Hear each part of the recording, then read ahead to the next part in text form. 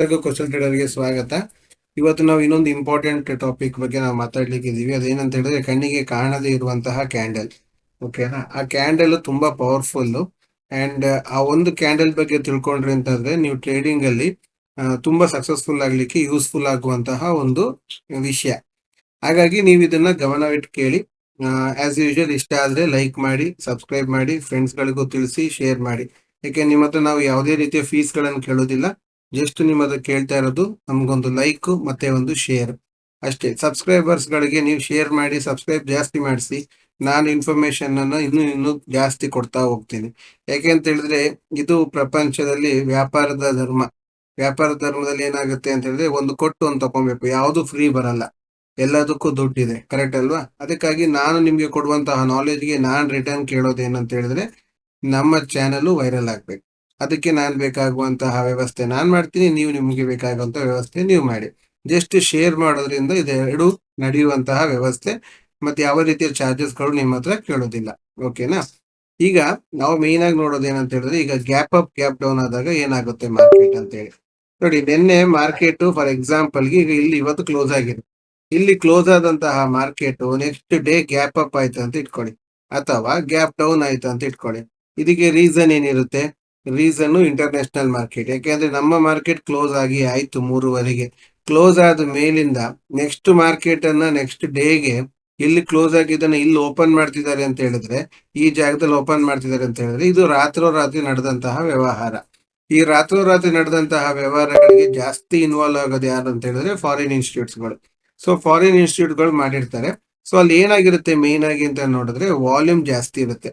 ಯಾಕಂದ್ರೆ ಇಲ್ಲಿ ಕ್ಲೋಸ್ ಆದಂತಹ ಮಾರ್ಕೆಟ್ ಅನ್ನ ಇಲ್ಲಿ ಓಪನ್ ಮಾಡಬೇಕು ಅಂತ ಹೇಳಿದ್ರೆ ಇಷ್ಟು ಜಾಗ, ಇಷ್ಟು ಹೈ ಅನ್ನ ಅಥವಾ ಇಷ್ಟು ಒಂದು ದೊಡ್ಡ ಒಂದು ಮೂವ್ಮೆಂಟ್ ಅನ್ನ ತಂದಿರೋದಕ್ಕೆ ಇಲ್ಲಿ ತುಂಬಾ ವಾಲ್ಯೂಮ್ ಕ್ರಿಯೇಟ್ ಆಗಿರ್ಲೇಬೇಕು, ಕರೆಕ್ಟ್ ಅಲ್ವಾ?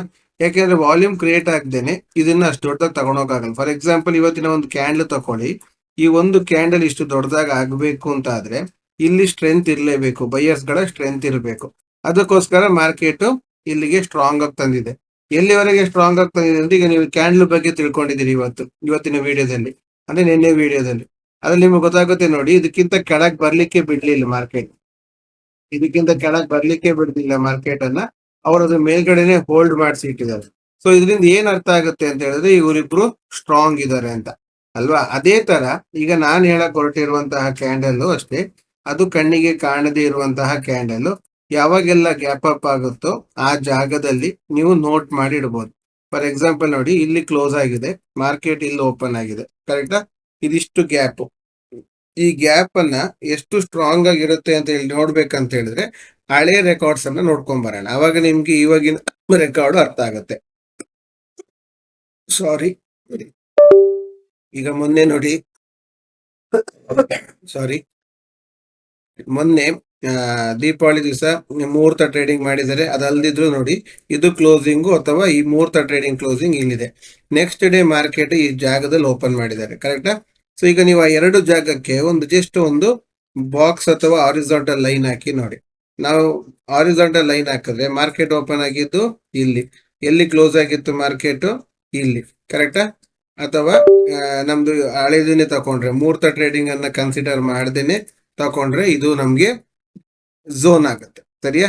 ಈ ಝೋನ್ ಅಲ್ಲಿ ನೋಡಿ ಮಾರ್ಕೆಟ್, ಅದು ನಮ್ಗೆ ಕಣ್ಣಿಗೆ ಕಾಣಲ್ಲ. ಆದ್ರೆ ಮಾರ್ಕೆಟ್ ಏನಾಗ್ತಿತ್ತು ಝೋನ್ ಒಳಗೆ, ಅವ್ರದ್ದು ಸ್ಲೋ ಅಂಡ್ ಸ್ಟಡಿ ಆ ಝೋನ್ ಅನ್ನ ಫುಲ್ ಕಂಪ್ಲೀಟ್ ಆಗಿ ಕವರ್ ಮಾಡ್ಕೊಂಡು ಆ ಕವರ್ ಮಾಡಿದಂತಹ ಝೋನ್ ಅಂದ ಮೇಲೋದು. ಸೊ ಈಗ ಹಂಗಾರೆ ಇಲ್ಲೊಂದು ಸ್ವಲ್ಪ ಜಾಸ್ತಿ ಗ್ಯಾಪ್ ಬಂತಲ್ಲ, ಈಗ ಇಲ್ಲಿಂದ ಇಲ್ಲಿವರೆಗೆ ಗ್ಯಾಪ್ ಬಂತಲ್ಲ ಅಂತ ಹೇಳಿದಾಗ ನೀವು ಇಲ್ಲಿ ಅಬ್ಸರ್ವ್ ಮಾಡ್ಬೋದು ಕ್ಲೋಸಿಂಗ್ ಇಲ್ಲಿದೆ.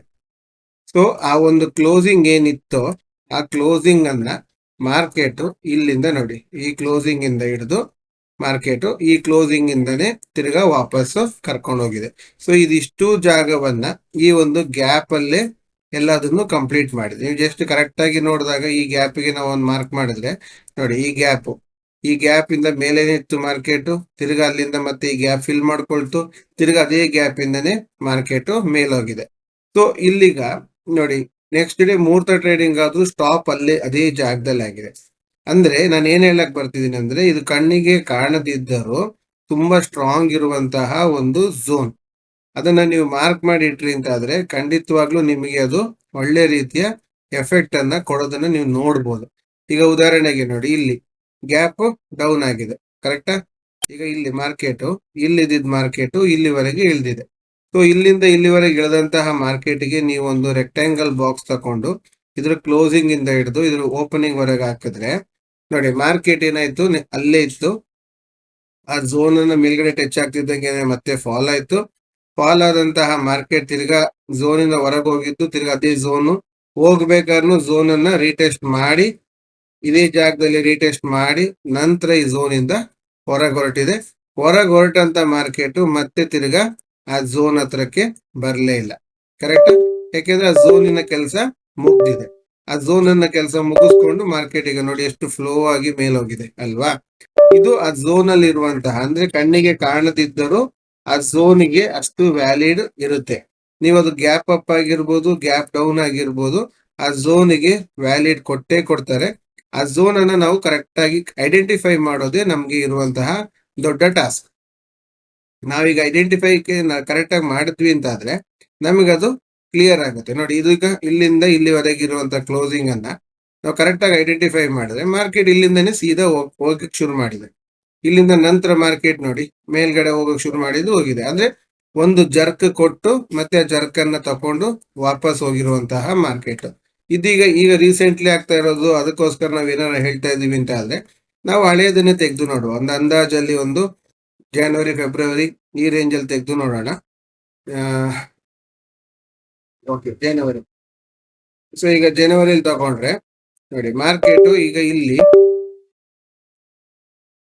ನೋಡಿ, ಈ ಕ್ಲೋಸಿಂಗ್ ಇಲ್ಲಿತ್ತು, ಅದೇ ಮಾರ್ಕೆಟ್ ನೆಕ್ಸ್ಟ್ ಡೇ ಇಲ್ಲಿ ಓಪನ್ ಆಗಿದೆ. ಸೊ ಈ ಓಪನಿಂಗು ಕ್ಲೋಸಿಂಗ್ ಅನ್ನ ನೀವು ಕನ್ಸಿಡರ್ ಮಾಡ್ಕೊಂಡು ನೋಡಿದಾಗ ನೋಡಿ, ಮಾರ್ಕೆಟ್ ಈ ಝೋನ್ ಅನ್ನ ತಿರ್ಗಾ ಒಂದ್ಸಲಿ ರೀಟೆಸ್ಟ್ ಮಾಡ್ತು. ಆ ಝೋನ್ ಒಳಗಡೆ ಬರಕ್ ಬಿಡ್ಲಿಲ್ಲ. ಅದಾದ್ಮೇಲೆ ನೆಕ್ಸ್ಟ್ ಡೇ ಅದ್ರ ನೆಕ್ಸ್ಟ್ ಡೇ ಆದಾಗ ವೀಕ್ ಆಯ್ತು. ಯಾಕಂದ್ರೆ ಅಲ್ಲಿಂದನೇ ಪ್ರೆಷರ್ ಹಾಕಿ ಹಾಕಿ ಅದು ವೀಕ್ ಆಯ್ತು. ವೀಕ್ ಆದ ನಂತರ ಮಾರ್ಕೆಟ್ ನೋಡಿ ಆ ಝೋನ್ ಅನ್ನ ಬ್ರೇಕ್ ಆದ್ಮೇಲಿಂದ ವಾಪಸ್ಸು ಕೆಳಗೆ ಬಂದಿದೆ. ಈಗ ಇಲ್ಲೊಂದು ತುಂಬಾ ದೊಡ್ಡ ಗ್ಯಾಪ್ ಇದೆ ಅಲ್ವಾ? ನಮ್ಗೆ ಇಲ್ಲಿ ಕಾಣಿಸ್ತಾ ಇದೆ, ಈ ಕ್ಲೋಸಿಂಗ್ ಇಂದ ಹಿಡಿದು ಈ ಓಪನಿಂಗ್ ವರೆಗೆ ಗ್ಯಾಪ್ ಇದೆ. ನೋಡಿ, ಆ ಗ್ಯಾಪ್ ಒಳಗಿಂದ ಮಾರ್ಕೆಟ್ ಎಷ್ಟು ದಿವಸದಿಂದ ಅದೇ ಜಾಗದೊಳಗೆ ಸ್ಟ್ರೆಸ್ ಆಗಿ, ಅಂದ್ರೆ ಹೋಗ್ತಾ ಇಲ್ಲ, ಎಲ್ಲೂ ಹೋಗ್ತಾ ಇಲ್ಲ. ಎಂಡ್ ಟಚ್ ಆಗ್ತಿದ್ದಂಗೆ ಡೌನ್ ಬರುತ್ತೆ, ಡೌನ್ ಬಂದಿದ್ದಂಗೆನೆ ಮಾರ್ಕೆಟ್ ಮೇಲೆ ಹೋಗ್ತಾ ಇದೆ. ಬಟ್ ಆ ಝೋನ್ ಒಳಗೆ ಇತ್ತು ಮಾರ್ಕೆಟ್. ಆ ಝೋನ್ ಅನ್ನ ಫುಲ್ ಬಿಟ್ಟು ಬರ್ಲೇ ಇಲ್ಲ, ಕರೆಕ್ಟ್ ಅಲ್ವಾ? ಅದಾದ್ಮೇಲಿಂದ ಮಾರ್ಕೆಟ್ ಫಾಲ್ ಆಗಿದ್ದು ತಿರ್ಗಾ ಈ ಝೋನ್ ಇಂದ ಫಾಲ್ ಆಗಿದೆ. ಮತ್ತು ನೋಡಿ, ಆ ಝೋನ್ ಒಳಗ್ ಬಂದಾಗ್ಲೂ ಎಷ್ಟು ಸಲಿ ಆಚೆ ಈಚೆ ಆಚೆ ಈಚೆ ಮಾಡಿ ಕೊನೆಗೆ ಆ ಝೋನ್ ಅನ್ನು ಹೊರಡಬೇಕಾದ್ರೆ ಗ್ಯಾಪ್ ಅಪ್ ಆದ್ರೂ ಸಹ, ಈಗ ಇಲ್ಲಿ ನೋಡಿ, ಇಲ್ಲಿ ಗ್ಯಾಪ್ ಅಪ್ ಆದ್ರೂ ಸಹ, ಇಲ್ಲಿಂದ ಇಲ್ಲಿವರೆಗೆ ಗ್ಯಾಪ್ ಅಪ್ ಆದ್ರೂ ರೀಟೆಸ್ಟ್ ಅದೇ ಝೋನ್ ಮಾಡಿ ಹೋಗಿದೆ. ಈ ಆ ಝೋನ್ಗೆ ಅಷ್ಟು ವ್ಯಾಲ್ಯೂಡ್ ಕೊಡುತ್ತೆ. ನೀವು ಇದನ್ನ ಸ್ವಲ್ಪ ಬ್ಯಾಕ್ ಟೆಸ್ಟ್ ಮಾಡಿಲ್ಲ, ಕಲಿಬೇಕು. ಕಲ್ತ್ರೆ ಮಾತ್ರ ನಿಮಗದು ಅರ್ಥ ಆಗುವಂತದ್ದು. ಅದಕ್ಕೆ ಅಷ್ಟು ಪವರ್ಫುಲ್ ಇದೆ. ನೀವು ಅದನ್ನ ಸಿಂಪಲ್ ಆಗಿ ತಗೊಳಂಗಿಲ್ಲ. ಅದಕ್ಕೊಂದು ವ್ಯಾಲಿಡ್ ಕೊಟ್ರೆ ಖಂಡಿತವಾಗಿ ನೋಡಿ, ಇಲ್ಲೊಂದು ಗ್ಯಾಪ್ ಆಗಿದೆ. ಆ ಗ್ಯಾಪ್ ಆದ್ಮೇಲಿಂದ ನೋಡಿ ಮಾರ್ಕೆಟ್ ಆ ಝೋನ್ ಹೋಗ್ಬೇಕಾದ್ರೂ ಅದನ್ನೇ ರೀಟೆಸ್ಟ್ ಮಾಡ್ಕೊಂಡು ಅಲ್ಲಿಂದನೇ ಹೋಗುತ್ತೆ ಮಾರ್ಕೆಟ್. ಎಲ್ಲೂ ಅದನ್ನ ಇರ್ರೆಸ್ಪೆಕ್ಟ್ ಮಾಡೋದಿಲ್ಲ ಅಲ್ವಾ? ಸೊ ಇದು ಇರುವಂತದ್ದು. ಸರಿ, ಇದನ್ನ ಆಧಾರವಾಗಿ ಇಟ್ಕೊಂಡು ನಾವ್ ಹೇಗ್ ಟ್ರೇಡ್ ಮಾಡ್ಬೋದು ಅಂತ ನಿಮ್ಗೆ ಆಲೋಚನೆ ಬಂತಂತಾದ್ರೆ ಅದಕ್ಕೂ ಒಂದು ಟೆಕ್ನಿಕ್ ಇದೆ. ಏನದು ಟೆಕ್ನಿಕ್ ನೋಡಿ, ಏನ್ ಮಾಡ್ಬೇಕು, ಒಂದು ಫಿಬೋನಾಕಿ ತಕೊಳ್ಳಿ. ಯಾರೋ ಮೊನ್ನೆ ಫಿಬೋನಾಕಿ ಸೆಟ್ಟಿಂಗ್ಸ್ ಕೇಳಿದ್ರು. ನಾವು ಫಿಬೋನಾಕಿದ್ ಏನ್ ಜಾಸ್ತಿ ಸೆಟ್ಟಿಂಗ್ಸ್ ಮಾಡಿಲ್ಲ, ಜಸ್ಟ್ 0.5% ಅಂತ ತಗೊಂಡಿದ್ವಿ. 0.5, 1.5, 2.5, 3.5, 4.5, 5.5, ಇಲ್ಲಿ 0, 1, 2, 3, 4, 5 ಅಷ್ಟೇ. ಅದನ್ನೆಲ್ಲ 0.5 ನ ರೆಡ್ ಮಾಡೋದು, ಇದನ್ನ ಬ್ಲಾಕ್ ಮಾಡೋದು ಅಷ್ಟೇ. ಓಕೆನಾ? ಈಗ ನೋಡಿ, 9.25 ಆಮೇಲಿಂದ 3.25 ಈ 2 ಕ್ಯಾಂಡಲ್ಗೆ ನೀವು ಮಾರ್ಕ್ ಮಾಡಿ. ಯಾವಾಗಾದ್ರೂ ಗ್ಯಾಪ್ ಆದಾಗ ಮಾತ್ರ 9.25ಗೂ ಮತ್ತೆ 3.25ಗೂ ಮಾರ್ಕ್ ಮಾಡಿ. ಮಾರ್ಕೆಟ್ ಅದೇ ಜಾಗದ 50% ಲೆವೆಲ್ ಇಂದನೇ ಸಪೋರ್ಟ್ ತಕೊಂಡು ಹೋಗುತ್ತೆ. 50% ಯಾವತ್ತಾರ ಬ್ರೇಕ್ ಆದ್ರೆ ಮತ್ತೆ ಎಂಡ್ ಪಾಯಿಂಟ್ ವರೆಗೂ ಬರುತ್ತೆ. ಇದು ಚಿಕ್ಕ ವಿಚಾರ, ನಾವು ಹೇಳೋದೆಲ್ಲದು ಚಿಕ್ಕ ಚಿಕ್ಕ ವಿಚಾರಗಳೇ. ಅದನ್ನೆಲ್ಲ ಒಟ್ಟು ಮಾಡಿ ಕೂತಾಗ ಮಾತ್ರ ಅದು ದೊಡ್ಡದಾಗಿ ನಿಮಗೆ ಅದು ತೋರಿಸುತ್ತೆ. ಫಾರ್ ಎಕ್ಸಾಂಪಲ್ ಈಗ ಇಲ್ಲಿ ನೋಡಿ, ಇದು ಗ್ಯಾಪ್ ಡೌನ್. ಈ ಗ್ಯಾಪ್ ಡೌನ್ ಹಾಕಿದ್ರಿಂದ ಆದ್ರೆ ನೋಡಿ, ಮಾರ್ಕೆಟ್ 50% ಲೆವೆಲ್ ಅನ್ನ ದಾಟ್ಲೇ ಇಲ್ಲ, ಮೇಲ್ ಹೋಗಲ್ಲ. ಅಲ್ಲಿಂದನೇ ಅದೇ ಜಾಗದಲ್ಲೇ ಮಾರ್ಕೆಟ್ ಸ್ಟಕ್ ಆಗಿರುತ್ತೆ.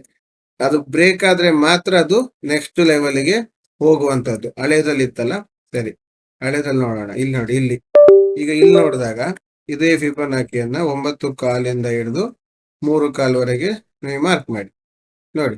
ಅಲ್ಲಿ ಏನಾಗ್ತಿದೆ ಮಾರ್ಕೆಟ್ ಅಲ್ಲಿ, ಮಾರ್ಕೆಟ್ ಅದೇ ಝೋನ್ ಅನ್ನ ಬ್ರೇಕ್ ಮಾಡ್ತು, ಈಚೆ ಸೈಡ್ ಬರ್ತಾನೂ ಇಲ್ಲ, ಆಚೆ ಹೋಗ್ತಾನೂ ಇಲ್ಲ, ಕೊನೆಗೆ ಅದೇ ಜಾಗದಿಂದನೇ ಮಾರ್ಕೆಟ್ ಬ್ರೇಕ್ ಆಗಿ ರೀಟೆಸ್ಟ್ ಮಾಡ್ಕೊಂಡೆ ಹೊರಟಿರೋಂಥದ್ದು. So gap up gap down ಎಲ್ಲ ಆದಾಗ ನಿಮಗೆ ಅದು ಮಾರ್ಕೆಟ್ ಅಲ್ಲಿ ಸುಲಭ. ಯಾಕೆ ಸುಲಭ? ನಿಮ್ಗೆ ಅದು ಕ್ಲಾರಿಟಿ ಕೊಡುತ್ತೆ, ಏನ್ ಮಾಡಬೇಕು, ಏನಾಗುತ್ತೆ. ನೋಡಿ ಇಲ್ಲಿ ನೋಡಿ 50% ಲೆವೆಲ್, ಅಲ್ಲಿಂದನೇ ರಿವರ್ಸ್, ಅದಕ್ಕಿಂತ ಜಾಸ್ತಿ ಮಾರ್ಕೆಟ್ ಹೋಗಿಲ್ಲ. ಓಕೆನಾ? ಇದು ಮಾರ್ಕೆಟ್ ಅಲ್ಲಿ ಇರುವಂತಹ ಒಂದು ಚಿಕ್ಕ ವಿಷಯ, ಬಟ್ ಟೂ ಮಚ್ ಪವರ್ಫುಲ್. ಯಾವಾಗ ನಿಮ್ಗೆ ಗ್ಯಾಪ್ ಅಪ್ ಗ್ಯಾಪ್ ಡೌನ್ ಆದಾಗ ನೀವು ಅದನ್ನ ಕ್ಲಿಯರ್ ಆಗಿ ಒಂದು ನೋಟ್ ಮಾಡಿ ಇಟ್ಕೊಬಹುದು. ನೋಡಿ ಇದು ಗ್ಯಾಪ್ ಡೌನ್ ಆಗಿದೆ, ಸಾರಿ ಗ್ಯಾಪ್ ಅಪ್ ಆಗಿದೆ. ಗ್ಯಾಪ್ ಅಪ್ ಆದಾಗ ನೋಡಿ ಸೀದಾ ಫಾಲ್ ಆದಂತದ್ದು ರೀಟೆಸ್ಟ್ ಆಗಿಲ್ಲ, ತಿರ್ಗಾ ಬಂದು ರೀಟೆಸ್ಟ್ ಮಾಡ್ಕೊಂಡೆ ಫಾಲ್ ಆಗಿದೆ. ಅಂದ್ರೆ ಅದು 50% ಲೆವೆಲ್ನೆಲ್ಲ ರೀಟೆಸ್ಟ್ ಮಾಡಲೇಬೇಕು, ಮಾಡಿ ಹೋಗುತ್ತೆ. ಒಂದ್ಸಲಿಗಾರು ರೀಟೆಸ್ಟ್ ಮಾಡಿಯೇ ಹೋಗುವಂತ ಮಾರ್ಕೆಟ್ ಅದು. ಸೊ ಈಗ ಇಲ್ಲೊಂದು ಗ್ಯಾಪ್ ಇದೆ ನೋಡಿ, ಈ ಗ್ಯಾಪ್ ಯಾಕಿದೆ ಇಲ್ಲಿ ನಿಲ್ಬೇಕಿತ್ತು 50% ಲೆವೆಲ್ಗೆ?